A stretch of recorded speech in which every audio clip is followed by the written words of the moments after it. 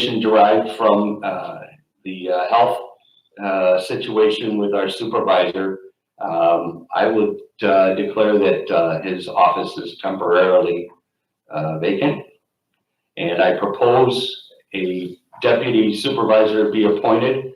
And based on the discussions that we have had singly and then conjointly, I propose the name of Darlene Lutzow as the deputy supervisor for the remaining time that Chuck will be out. I propose that the board set the compensation of this deputy at $0.00. Is that a motion? It is a motion, yes. Okay, we can do that, but I was going to give Rachel a chance to speak. We'll do that in discussion after the motion is seconded. All right, you made the motion, I'll second it. All right, go, you have something that you want to. I do. I have a lot of concerns about this. I understand that Mrs. Lutzow has been an integral part of assisting Supervisor Lutzow and previously Clerk Lutzow in many of the ministerial functions of both Mr. Lutzow's previous positions. And however, I just have a lot of concerns. First of all, there's the issue that of hiring. I know that you're motioning that the compensation be set to $0, and apparently you indicated to me that she would be willing to accept that for $0. But there's still the issue of I'm just concerned about someone being appointed to this position, this position with literally access to all the township and road district bank accounts, access to the entire building.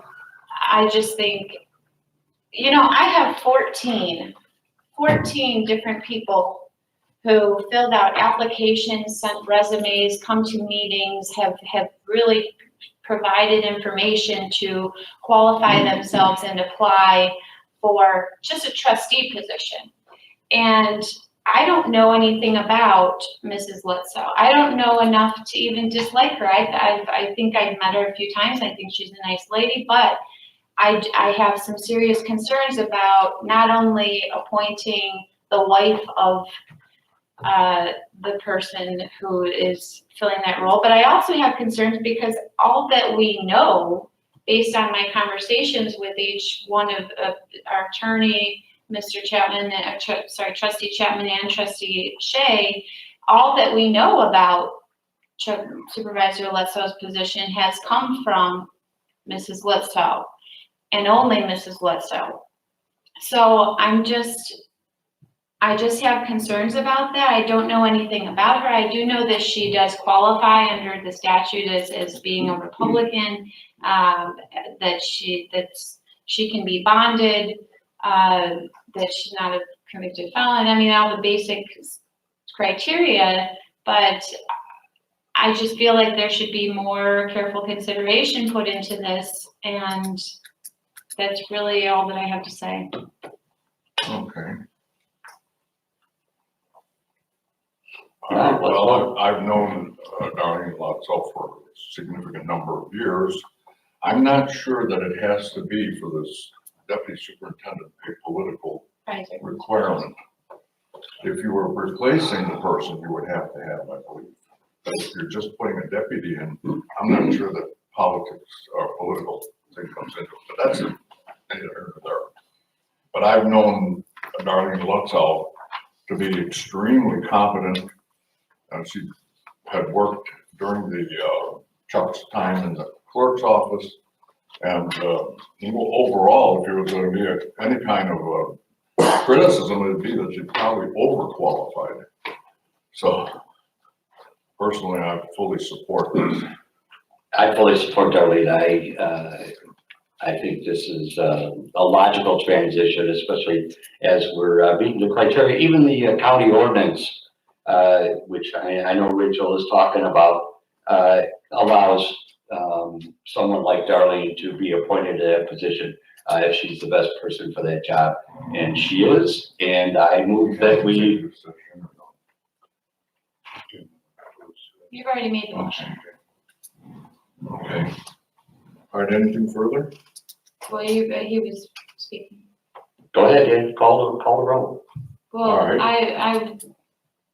you were saying something, weren't you? I was asking that the question be voted upon. I would just say that before we do that, you stated that Mrs. Lutzow would be the best, I believe you said. Yes, the I best. did, absolutely. Yes. I have no reason to believe that she isn't. However, I have no reason to believe that she is because no one else has been given an opportunity to so much as apply. So that's why I'll be voting no. When I asked you to meet her, you said no. No, I did not. Okay, In fact, you suggested that she come to the meeting or that you were going to invite her to the meeting. which I did. And and literally verbatim what I told you is that on principle, I cannot vote for somebody who just based upon meeting them with no competitive, no application process, they're literally knowing nothing about them except meeting someone. I can't do that. That's why we have all these trustee applications with questionnaires and resumes. I want to make it very clear, especially to Mrs. Bledsoe, if, that I have nothing against this person personally. And if there were anybody else who were in the same situation by any other name, I would be saying the same thing. And, if she is appointed, which it seems like you've made up your minds that she will be, I look forward to working with her. But I, myself, I have a vote and my vote will be no. Now, finally, on my point, this would be a big advantage for a transfer when Chuck comes back, because he can be kept informed somewhat along the way if it's allowed. Surely. And what better person to transfer it?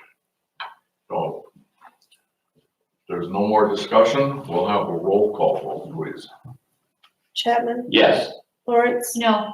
Shay? Yes. All right, the action to appoint Darlene Lutzow as a temporary, I'm not sure temporary even matters, but Temporary deputy. deputy supervisor has passed with a roll call vote 2-1. the appropriate bond and application letters will be performed tomorrow. And the terms were stated in the motion. All right, we don't have an executive session. You can do that later.